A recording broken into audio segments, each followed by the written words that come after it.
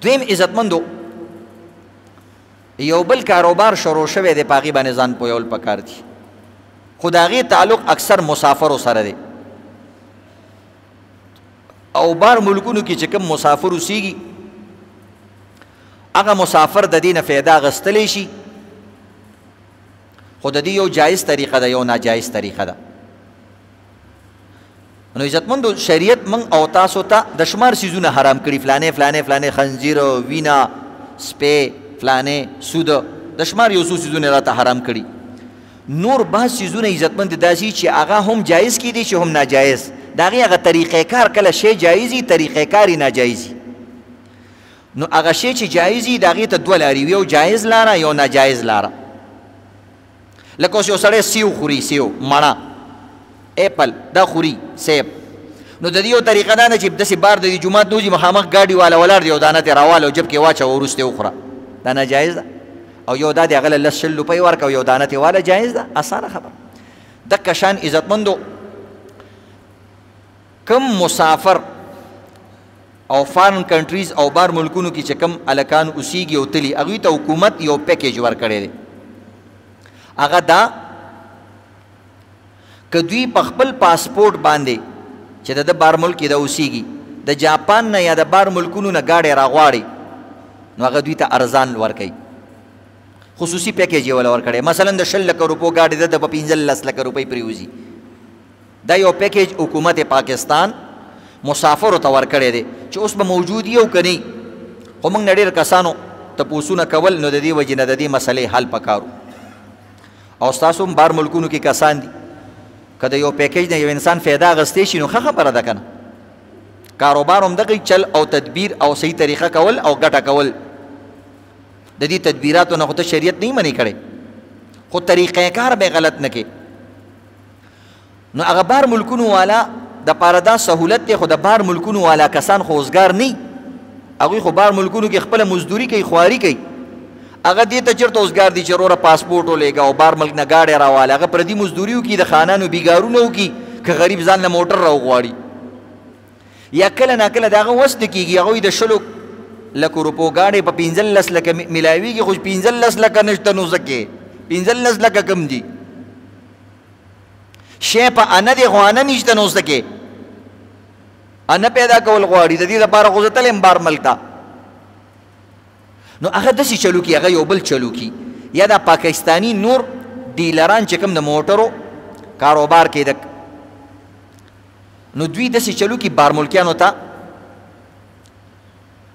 یو پیکیج وړاندې کي چې ګوره فلانې موټر د 15 لکه روپو باندې تا ته میلاویږي د 100 لکه روپو دی، تا سره پیسې هم نشته یا پیسې د سره شته، ټیم د سره نشته، ته داسې چلو که دا پاسپورټ ماله راکه، ستا په پاسپورټ باندې به زه د بار ملک نه ګاډی راوغواړم او زه بیا د نه خیر دی په 14 یا په 19 لکه والم. نو ده ته په دې پاسپورټ ذریعې سره 2 لکه روپۍ بچت کېږي، که ځان له ګاډی راوړي 15 لکه بچت کېږي. نو دا 3 لکه روپۍ هغه چې کوم موټر یې خرڅوي بارګین والا دی، هغه له ورکړي چې زه ستم پکې ګټه وکړه او زموږ پاسپورټ به موږ له یو 2 لکه روپۍ وګټي. نو زه د نشته خو ښه دي که نه؟ نو 15 لکه نه 2 لکه صحیح، ډېر واضح انداز کې، آسان انداز کې زه تاسو ته مسله بیانوم. نو آیا دا کار جایز دی که نه؟ په پاسپورټ باندې پیسې ګټل دا جایز دی که نه؟ مختصر دا شوه، پاسپورټ باندې پیسې ګټل جایز دی که جایز نه دي؟ نو دا یا د عزتمندو شریعت یو قاعده او قانون مقرر کړی دی چې هر هغه شی چې هغه څه فیزیکل او واقعي په خارج کې یو شکل او یو وجود لري، په هغه شي باندې به ته پیسې ګټې. دویم دا دی چې هغه شی متقوم وي، قیمتي شیز ګڼلی کېږي په معاشره کې، حکومت هغې ته قیمت مقرر کړی چې دا شی قیمتي دی، او دغه رنګې هغه چې د هر چا په لاس کې یو قیمت لري، نو داسې شیز باندې ته بل شی ګټلی شي. دا د شریعت قاعده ده، اسانه خبره. اوس راځو پاسپورټ خو یو وجود لري، کاغذونه یې پکې فلانې ډینګرې یو وجود خو لري، خو دا قیمتي شیز شریعت کې په قانون کې او په شریعت کې نه دی، ځکه خو کاغذونه دي، ټول کاغذونه چې راجمع کې د 100 روپو کاغذونه دي، نو په دې باندې ته څنګه شی الی؟ یا یو پاسپورټ چې ایکسپایر شي بیا پیس هم نه میلاویږي، یا ته مغه شان پاسپورټ جوړ کا نقلي اسم پې نه میلاویږي، یا دا ستا پاسپورټ دی د بل چا په لاس کې دی هېڅ قیمت نه لري. نو دې وجې نه شریعت وایي چې دا پاسپورټ څه داسې شی نه دی قیمتي متقوم مال چې ته پې بل شی اخله. نو تا دې بارګین والا له څه شی ورکړه چې تا ته د 2 لکه روپۍ واغستې؟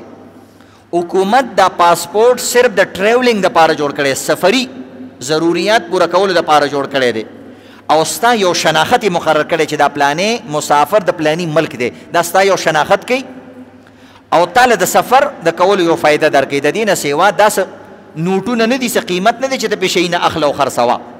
لہذا کم بار ملکی کس مسافر چې خپل پاسپورټ یو بارګین والا له ورکوي او په هغې باندې 2 لکه 3 لکه 20,000 چر څومره پیسې لي، دا جایز نه دي.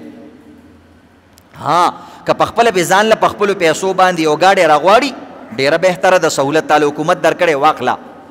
که بالفرض یو سړی وایي چې جي خیر دی که څه موږ ته څه فایده وشي د دې څه جایز لاره نشته. شته جایز لارې دا ده چې ته دا پاسپورټ هم دی بارګین والا له ورکه او دې سره سره چې څومره پیسې تا سره 1 لک 2 لکه روپۍ دا موله ورکه او بیا د سره په دې ګاډي راوړلو کې شریک شه چې بهی د شریک یو ګاډی به راوغواړو زما په پاسپورټ یې راوغواړه او سهولت پکې دا دی چې ما ته حکومت دومره ارزانه دا ګاډی فراهم کوي.